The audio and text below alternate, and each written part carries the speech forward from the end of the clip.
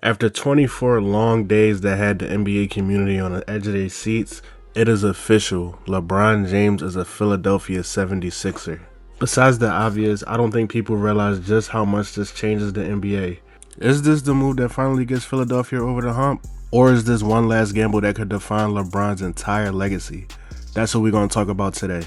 If you love NBA and NFL reactions, documentaries, and commentaries, make sure you hit that subscribe button because we're covering major stories all season. First, I'm going to give my initial reaction to the news. Was I shocked? Not really. I am overall very excited being a 76ers fan, but overall I was not shocked.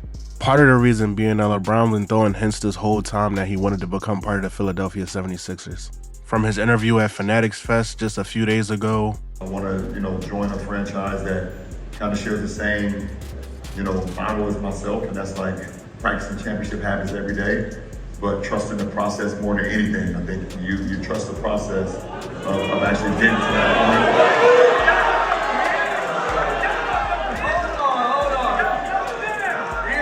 Realize that's the term. That's the term. And by the way, I've been saying to trust the process since I was drafted in like 2003. I don't even know if Embiid was even born yet. Most never won before. to the whiteboard that Rich Paul made, where he put a star next to only one player, and that player just so happened to be part of the Philadelphia 76ers. While there were multiple other teams in the race to get LeBron, today we're going to hone in on his decision to go to the 76ers and what this decision means for the rest of the NBA. Now, even with me stating that I am a Sixers fan, in my unbiased opinion, this move may have been the best move for LeBron to make at the end of his career. Now, I feel like we're at a point in the offseason where both of the conferences are pretty evenly stacked, but I feel like the path through the Eastern Conference might be a little bit easier than the Western Conference right now. The main teams that were good, like the Denver Nuggets and the Oklahoma City Thunder, are still going to be good, and now you have the emergence of the San Antonio Spurs in the West. I stated in a previous video on my channel that the East is pretty much a toss-up, and right now it may just be tossed to the Philadelphia 76ers. They made a few good moves during this offseason to pull in talent like Jaylen Brown, and now they have veteran leadership in LeBron James to get them over the hump.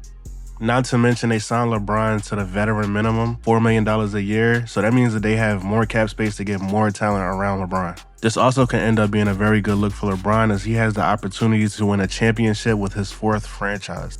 That's something no other player in NBA history has done, and he also has a chance to end the Philadelphia 76ers championship drought. Now, if this somehow fails, LeBron, of course, is going to face criticism, saying that he's trying to join another super team, and people may even raise the question about if this is considered ring chasing or not. However, if he does manage to win even just one ring, this could end up being the greatest NBA career of all time. That means that he would have won his fifth championship, and that also means that he would have won a championship with every franchise that he ever played for. Now it's time to get into what this means for Philly. At this point, this starting five is absolutely crazy. You got Tyrese Maxey and VJ Edgecombe filling out your backcourt, LeBron James and Jaylen Brown at your forward positions, and you already know Joel Embiid is standing at the center position.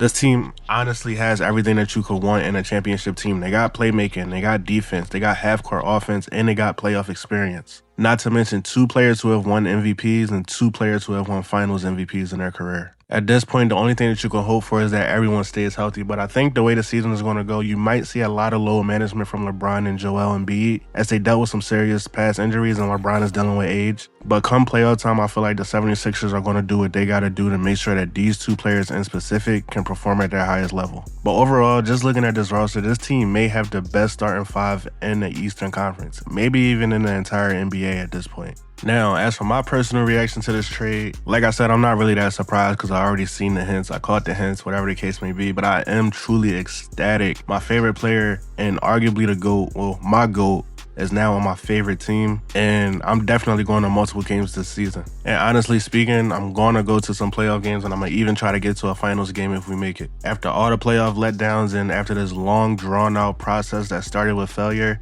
I feel like this really might be the Sixers' time, and I'm here for it. And even just being realistic, I do know that the East got some competition, but honestly, I don't feel like they can mess with the Sixers at this point. Even though this is big news and we got some big expectations, there are a lot of questions that are left to be answered. Number 1, can Embiid stay healthy? Honestly, at this point, I feel like he can. I feel like it's going to be really important that he gets the right conditioning and the right workout regimen to not face some of them petty injuries that he had that kept him out at key moments in the past. Next question might be, can LeBron still be the second best player on a championship team at 41? And to that, I also feel like he can. We started to see glimpses of it with Luka starting to take over with the Lakers franchise. And over the past few seasons, we've seen LeBron become more of a playmaker. So at this point, he might want to be the second or third option and let other people take the lead. We still have yet to see if this offense can even work and what the chemistry would look like, but I am still confident in that. And we also got to remember that we got Nick Nurse at coach, who is a championship coach already. Now, with this excitement in this new look franchise, I'm going to start giving some of my predictions for this team. I'm very confident that the Sixers are going to end with 60 plus wins on the season and at the least finish as the number 2 seed in the Eastern Conference. I think we're going to see a dip in LeBron's points per game. I think he's going to go down to about 18 to 20 points a game, but that's okay with me because obviously he's focusing more on playmaking and we got a lot of young stars who can score the ball from anywhere.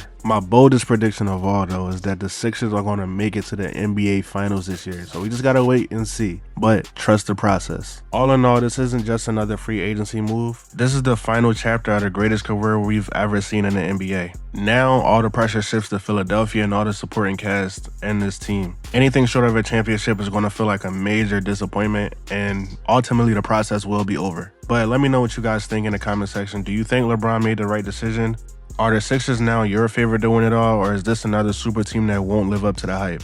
Let me know in the comments, and don't forget to subscribe because we got a lot more NBA content coming. But I'm out. It's MKX.